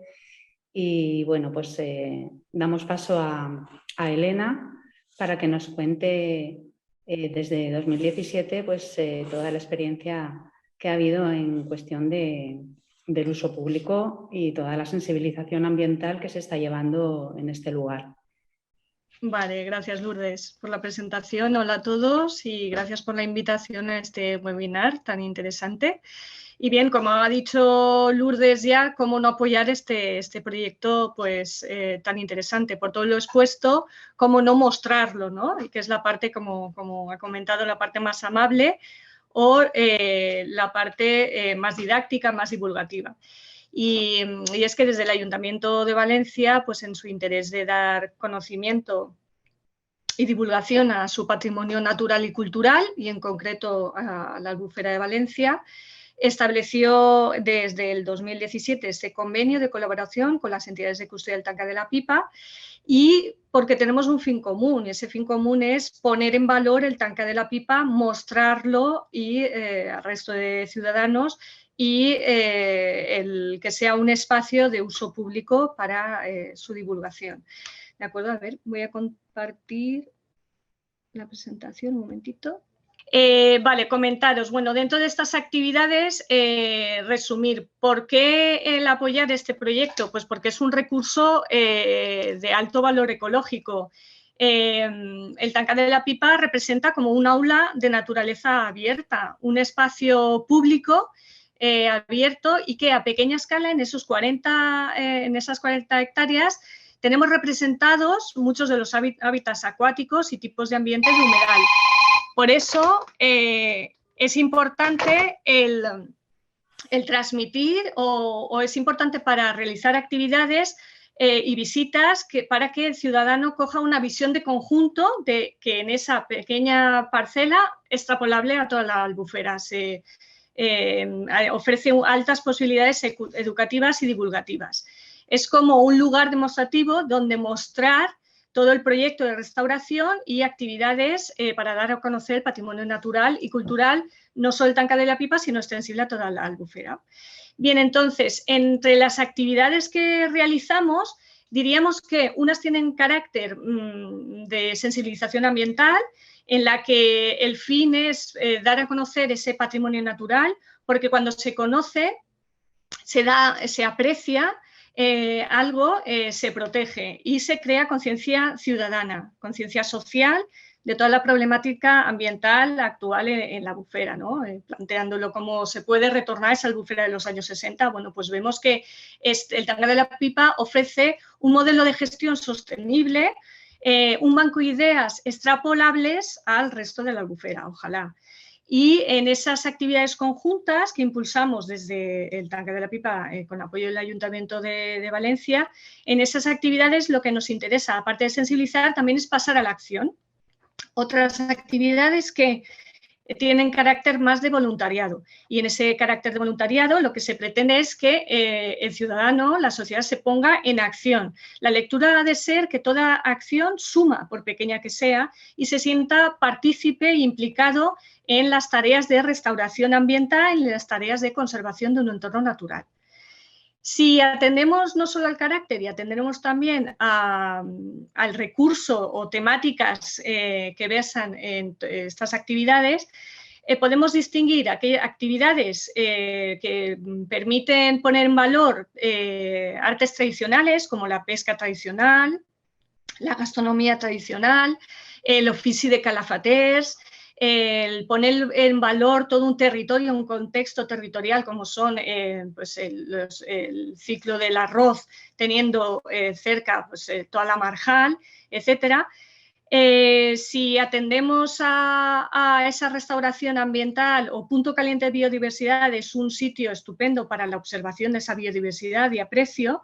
Y si nos quedamos con esa idea de laboratorio al aire libre, es ideal para que el ciudadano se sienta científico por un día, ¿no? En ese seguimiento ambiental de esos parámetros físico-químicos de calidad que se van consiguiendo, o seguimiento de esas poblaciones en censos y hacerles partícipes en toda esa recuperación del hábitat.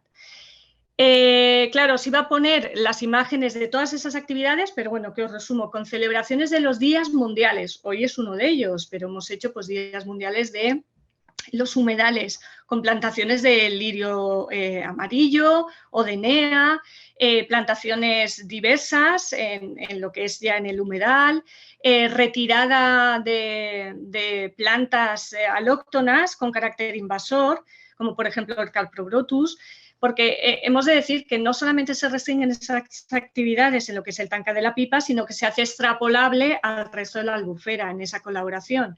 Desde recorridos interpretativos que ponen en valor todo el patrimonio cultural y ambiental y paisajístico, desde actividades con carácter más artística, como talleres de cianotipia, talleres que permiten pues, observar la flora de la dehesa, de la albufera, con técnicas de fotografía, los atardeceres, actividades que consisten en disfrutar, solamente el hecho de disfrutar y de apreciar este entorno único de esos atardeceres en la Pipa o en la Devesa, con esos itinerarios interpretativos. Mirad, estas son las celebraciones de los días mundiales que os estaba comentando, no solo en lo que es el Tanca de la Pipa, sino esa colaboración se extiende al resto de la Albufera, de la Devesa Albufera, como el día pues la celebración del Día de la Devesa Albufera, la efeméride, con recorridos interpretativos, y donde el Tanca de la Pipa vuelca toda su experiencia de 13 años, nada más y nada menos, o si van... Yo no puedo pasar, ¿verdad? ¿Me lo estáis... ¿Vas bajando, Lucía, si puedes?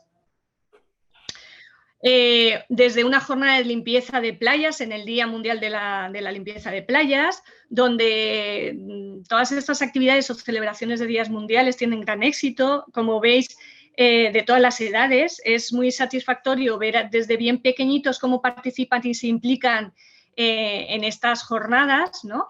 Si bajamos, podemos ver...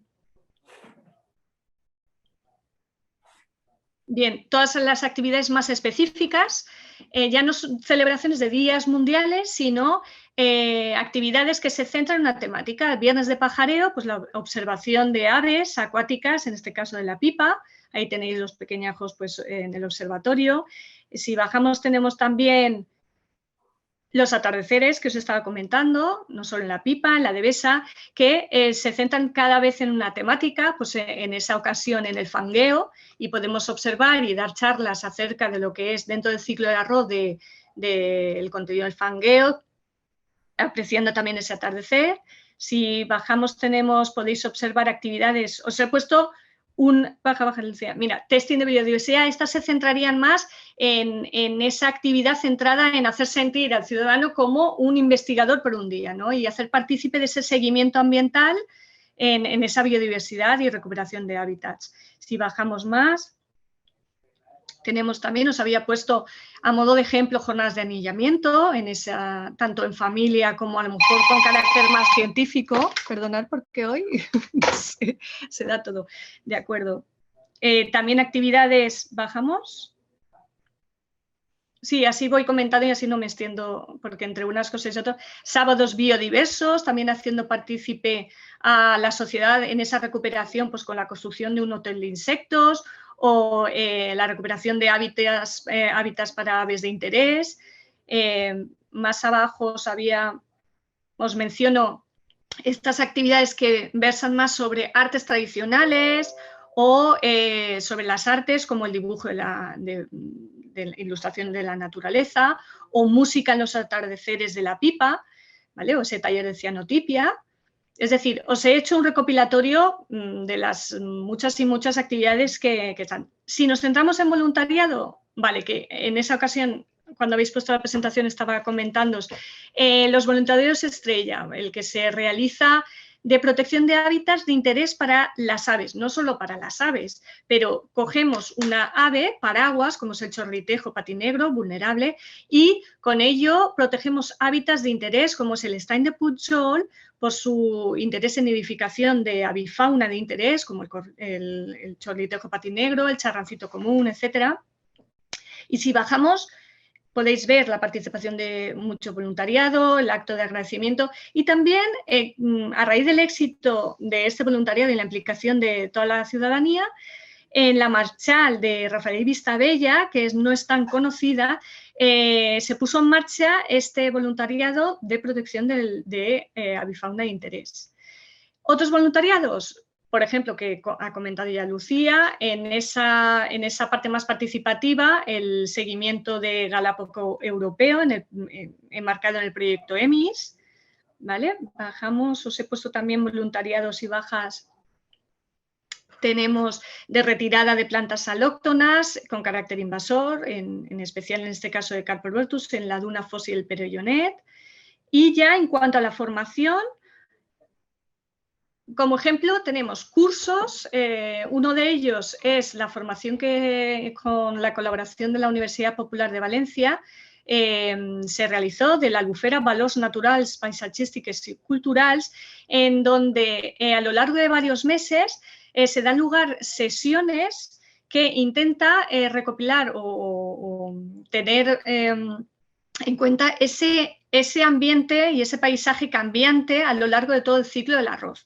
Y sesiones muy dispares, desde el aprecio de los valores culturales como el arte de la pesca, el arte de la vela latina, en la embarcación de vela latina, como de valores naturales en esos proyectos de regeneración dunar, en valorar toda la gestión de lo que es un tancat, como el de Estel que fuimos a visitar, o la gestión de la paja, etcétera, etcétera.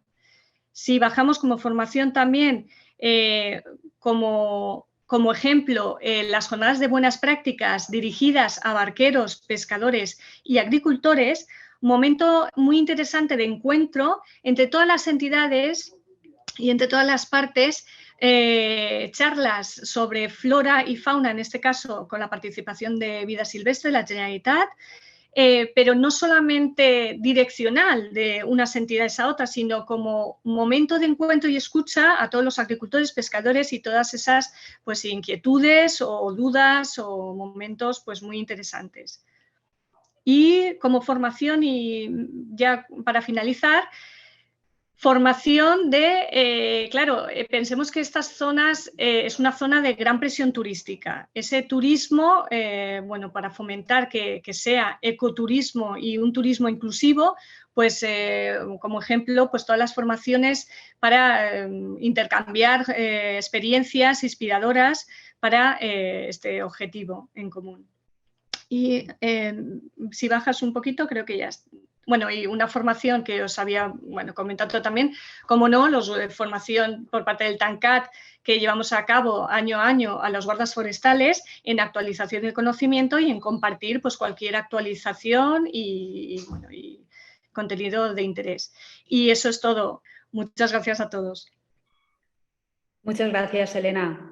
Muy, muy interesante también tu intervención.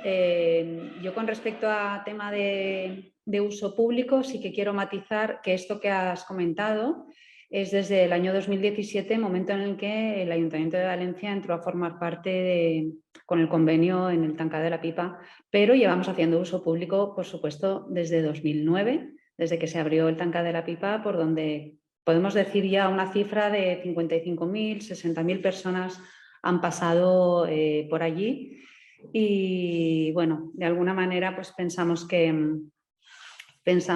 esto va a ir a más, ¿no? Y ahora hemos notado mucho, sobre todo después de la pandemia, se ha notado mucho que la gente tiene ganas de campo, tiene ganas de tener contacto con la naturaleza y bueno, esperamos seguir adelante en este sentido. Muchas gracias. A ver, ahora tenemos muy poquito tiempo ya. Gracias, Elena. Tenemos ya muy poquito tiempo para ya acabar con la jornada. Vamos a dar paso a algunas preguntas del chat. A ver si tenemos alguna, perdonad, porque es que no me funciona muy bien el chat. Hay una pregunta, a ver, de M. Muñoz, ¿no? Pone, es que no lo leo bien. Pone, Miguel y María, ¿para cuándo veremos resultados significativos de mejora del lago? María, me imagino que es Toñi, ¿no? Si tenéis alguna respuesta, adelante. Vale, si queréis contesto yo primero, pero vamos, es que es un poco lo que comentaba Toñi también. Resultados se están viendo, lo que pasa es que van muy despacito y a todos nos gustaría que fuera más rápido, ¿no? Entonces, yo sí que soy optimista, en el sentido de que sí que todas las actuaciones que se están haciendo poquito a poquito lo van a cambiar. Creo que hay una que va a ser muy importante y es cuando se activen los tanques de tormenta. Me parece que eso va a retener cargas contaminantes muy, muy importantes en días como estos, por ejemplo, en los que, como veis, está lloviendo. Y aunque a ratos llueve intensamente, en muchos ratos no, pues está entrando con esa agua que desborda el colector oeste, pues aguas cargadas con nutrientes y materia orgánica en el lago. Entonces, a la medida que los tanques de tormenta puedan empezar a actuar ya, pues yo creo que eso va a redundar bastante en la mejora. Yo creo que ese es otro, vamos, será otro hito, igual que lo fue el colector oeste o las depuradoras en esto. ¿Cuánto tardará el lago en recuperar pues esos niveles de a lo mejor 25 de clorofila? pues es difícil saber, pero la tendencia está ahí, ¿no? Y yo creo que la iremos siguiendo y creo que tenemos que ser optimistes. Bueno, jo només volia afegir que és molt difícil de dir, efectivament, perquè va dependre molt de tot el que acaba de comentar Miguel i de tota manera els sistemes naturals tenen una certa inèrcia. És molt fàcil que passen a condicions ruïnes, tornar a condicions bones és molt més complicat. És difícil dir una data, però efectivament els indicadors van per el bon camí, però molt lentament i cal fer encara molta feina. Espero que se haya contestado la pregunta de esta persona. Tenemos otra pregunta de una de nuestras alumnas en prácticas que tenemos ahora. Dice, bueno, pues que está todavía entendiendo todo el gran trabajo que se está llevando en el Tanca de la Pipa y, bueno, tiene preguntas dirigidas a Mamen, Toñi y Miguel. La pregunta es, viendo cómo ha avanzado el gran trabajo del proyecto de restauración ambiental en el Tancar, ¿cuál sería el siguiente paso? ¿Se tiene pensado llevar a cabo este proyecto a más zonas de la Albufera, más a gran escala? Bueno, de alguna manera sí que hemos contestado, creo yo, lo de la última parte, lo de si se tiene pensado llevar a cabo este proyecto a más zonas de la Albufera. Pues yo creo que el siguiente paso es seguir avanzando en mejorar el saneamiento y depuración. Yo creo que lo que ha dicho Miguel antes, la obra de Aquamed, de poner en marcha esos interceptores y tanques de tormenta, yo creo que es una obra fundamental y que yo tengo mucha esperanza puesta en esa obra. Creo que va a suponer un antes y un después. Y actuar sobre el colector oeste yo lo veo fundamental. Y como he dicho antes en mi presentación, pues desde la Confederación estamos trabajando, pues, por una parte, en intentar evitar esa entrada de aguas residuales, pero también, por otra parte, pues incrementar el agua que llega al lago de buena calidad, tanto de los ríos Júcar como del río Turia. Y bueno, para ello, pues el Plan Hidrológico de Cuenca cuenta con una serie de medidas, que va a salir publicado en breve, el Plan Hidrológico de Cuenca, que esperamos poder desarrollar en los próximos años y bueno, con el objetivo ese de alcanzar la albufera que teníamos en los años 60, efectivamente. Para todos los ponentes y muy en breve, en una sola frase, ¿cómo resumirías estos 13 años del Tanca de la Pipa? Yo creo que esta ha sido una cosa recurrente en todas las intervenciones, que esto es un aprendizaje constante.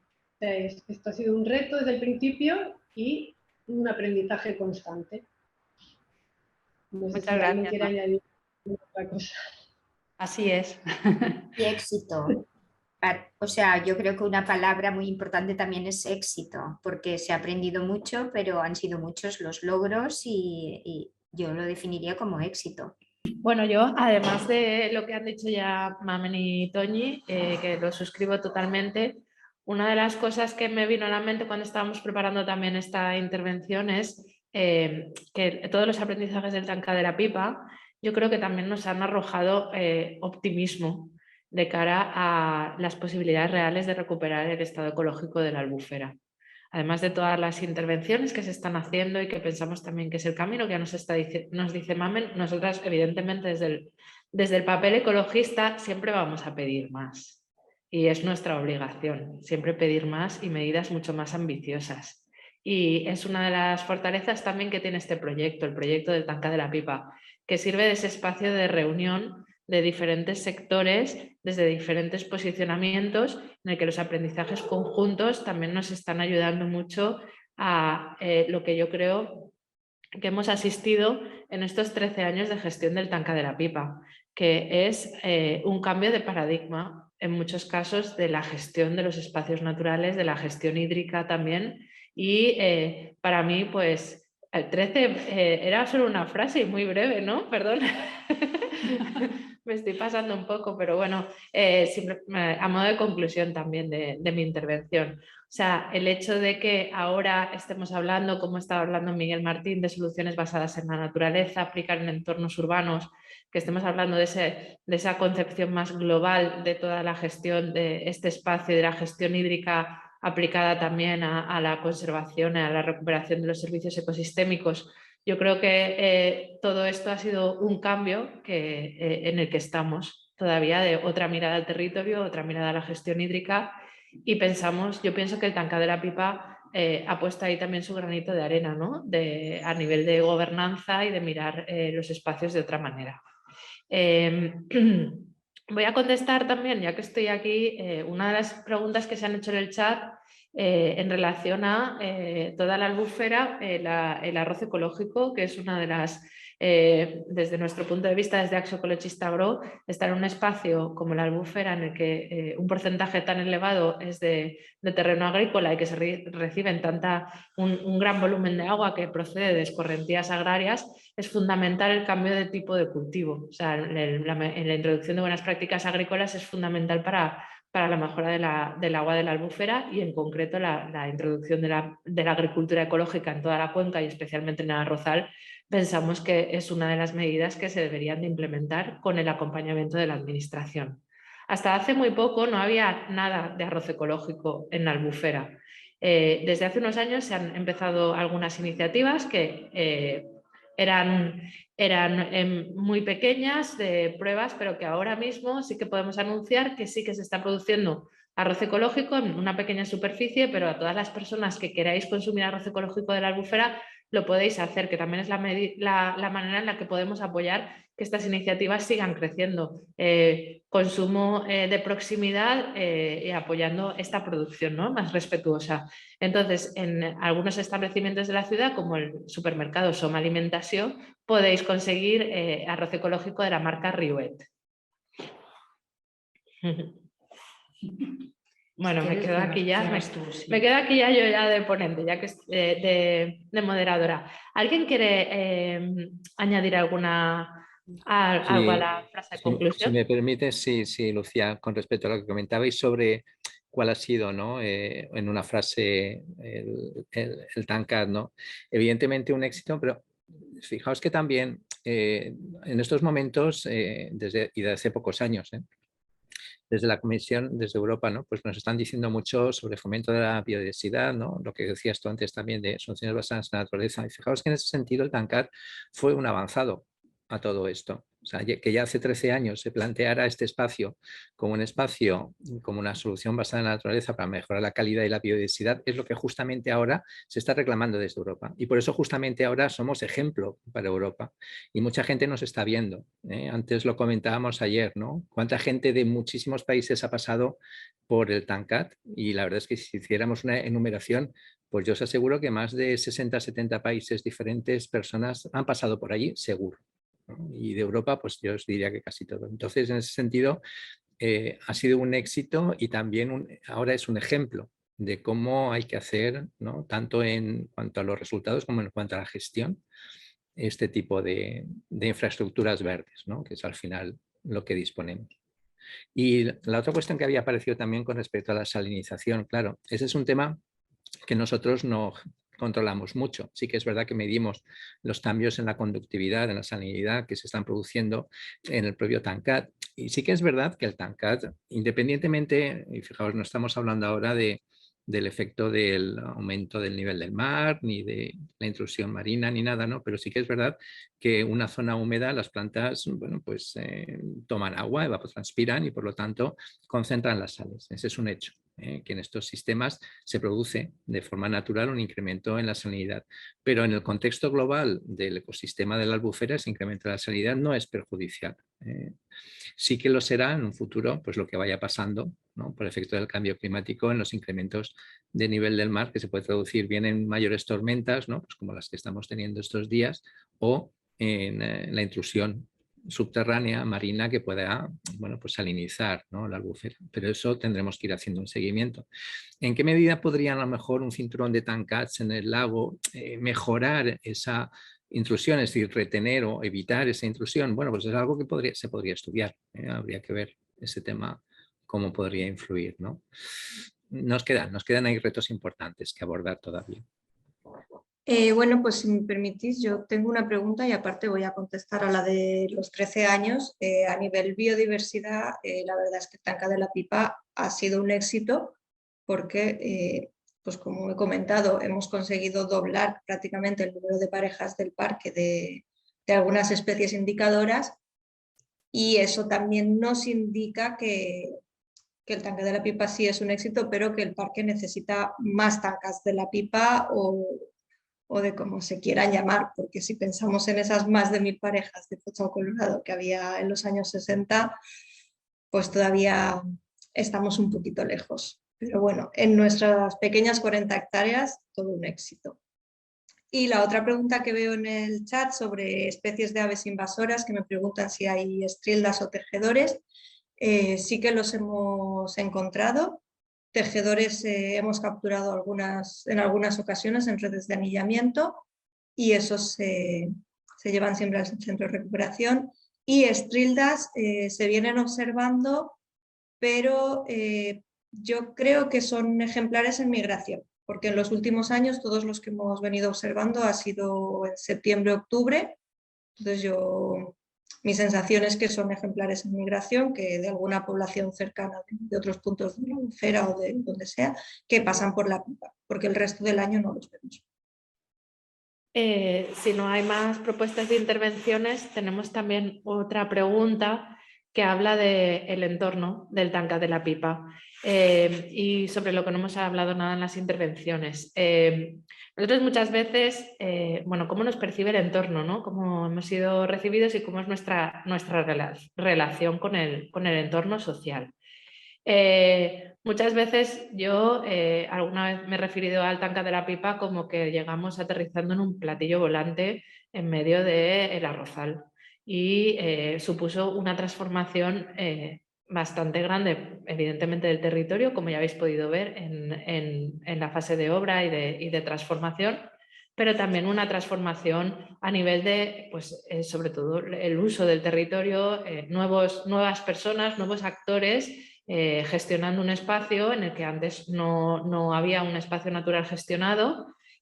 Uso público también, con un incremento muy elevado de visitas y de afluencia a esa zona de la Albufera que nosotros también muchas veces hemos calificado como de las más desconocidas, ¿no? Porque el puerto de Catarroja no es el más frecuentado de todos, aunque es una maravilla y cada vez sí que está teniendo más atención, y sobre todo llegar a esa zona noroeste de la Albufera, pues muy pocas personas que no fuesen de esa zona llegaban hasta la apertura del tanque de la pipa. Entonces, ¿qué ha supuesto a nivel social? Pues por un lado ha supuesto un aliciente también de los paseos en barque, de las actividades de uso público en todo el entorno de la marjal de Catarroja, lo cual pues es un resultado positivo que ha favorecido también pues, el desarrollo socioeconómico del entorno. Ha supuesto más visibilidad de toda esa zona, y es una de las cosas que todo el entorno percibe de manera muy positiva, ¿no? El hecho de pues llevar escolares y poner en valor la marjal de Catarroja y el puerto de Catarroja. Pero, sin embargo, no todas las percepciones han sido positivas desde el inicio, porque en muchos casos sí que hemos contrastado reticencias por parte de, sobre todo, pues el sector más agrícola, que veía con ciertas reservas el hecho de incrementar la biodiversidad, incrementar las aves, que podían potencialmente también generar daños al cultivo, etcétera, etcétera, ¿no? Nosotros en los 13 años de gestión que hemos hecho, una parte importante la hemos dedicado también a la relación con el entorno más cercano. En el Life Albufera que os ha contado Miguel, hicimos también un plan de participación en el que pues, evaluamos las percepciones de nuestro alrededor, y en muchos casos pues, se vio que había mucho desconocimiento de lo que hacíamos allí. Incluso pues, nos han llegado a decir, que esto es como la anécdota también, estáis gastando mucho dinero para dejar una zona perdida totalmente, porque claro, la gestión de vegetación que nosotros hacemos no tiene nada que ver con la que se hace clásica en las zonas agrícolas, ¿no? Que muchas veces en nuestro caso parece que hay una falta de manejo, el hecho de dejar la vegetación natural, que es lo que nosotros estamos haciendo en nuestro manejo diario. Pero sí que hemos visto que ha ido cambiando esa percepción a lo largo de los años gracias a todas estas actividades que estamos haciendo de uso público, en muchos casos en conjunto con agricultores, con pescadores, como nos ha comentado Elena. Y a día de hoy podemos decir que el Tanca de la Pipa está perfectamente integrado en su entorno, formamos parte de todo este conjunto, ¿no?, de actores y de actrices que estamos gestionando y trabajando mano a mano en la Albufera, y ha ayudado a cambiar la percepción de todas las partes, tanto también la nuestra como la percepción de muchos sectores que no conocían el trabajo ecologista y que nos veían como entidades externas al territorio, que no teníamos mucha idea de lo que estaba pasando ahí. Bueno, pues esto es un pequeño resumen al hilo de esta pregunta, y como ya estamos diciendo por el chat, a no ser que haya otra intervención que quiera ayudar a hacer alguna conclusión o clausura, si no hay más preguntas, damos por finalizado el webinar. Muchísimas gracias a todos y a todas por vuestra intervención y por estar asistiendo en directo, o si nos estáis viendo en las redes sociales a posteriori en el canal de YouTube del Tanca de la Pipa. Muchas gracias a todos y a todas y hasta la próxima.